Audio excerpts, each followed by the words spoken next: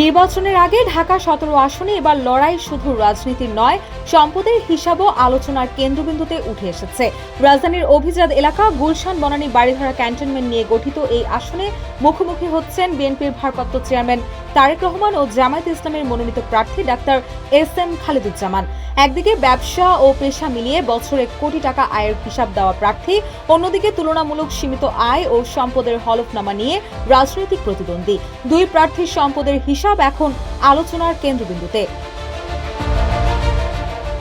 ঢাকা ১৭ আসনে তারেক রহমানের বিপরীতে জামায়াতে ইসলামের মনোনীত প্রার্থী ডাক্তার এস.এম. খালেদুজ্জামান নির্বাচন কমিশনের ওয়েবসাইটে প্রকাশিত হলফনামায় জানিয়েছেন, তিনি একজন ব্যবসায়ী ও চিকিৎসক। তার ব্যবসা থেকে বছরে আয় হয় ৩,৫২,০০,০০০ টাকা।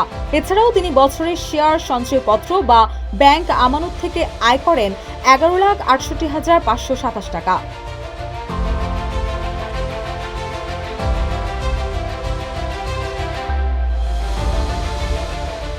অন্যদিকে একই আসনে বিএনপি মনোনীত প্রার্থী দলটির ভারপ্রাপ্ত চেয়ারম্যান তারেক রহমান তার হলফনামায় জানিয়েছেন, তার মোট সম্পদের পরিমাণ ১,৯৬,৮০,১৮৫ টাকা।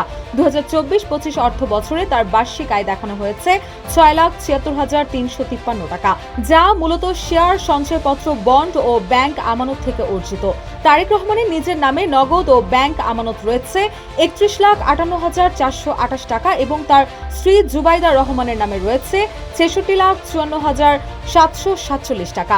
এছাড়া তার নামে প্রায় ৯০ লাখ টাকার এফডিআর রয়েছে। স্ত্রীর সম্পদ রয়েছে ১,৫,৩০,১৯১ টাকা। এদিকে জামায়াত জোট প্রার্থী ডাক্তার এস.এম. খালেদুজ্জামানের হলফনামায় আরও উল্লেখ করা হয়, বর্তমানে তার হাতে নগদ ৬৮,২৬,১২০ টাকা এবং স্ত্রীর হাতে ৩,৪৮,৫১০ টাকা রয়েছে। ব্যাংকে তার নিজের নামে ৩৩,৭৯,৩৬৩ টাকা এবং স্ত্রীর অ্যাকাউন্টে ৫,৪৪,৭০২ টাকা রয়েছে। ৫ সন্তানের পিতা ডাক্তার খালেদুজ্জামানের নিজের নামে ২,২৫,৫৯৫ টাকা এবং স্ত্রীর নামে ৯০ লাখ টাকার বন্ড, ঋণপত্র ও কোম্পানির শেয়ার রয়েছে। এছাড়াও তার নিজের নামে সঞ্চয়পত্র রয়েছে ১,৩৬,৬৯,৬১৭ টাকা এবং স্ত্রীর নামে ৩৯,৫০,০০০ টাকা রয়েছে।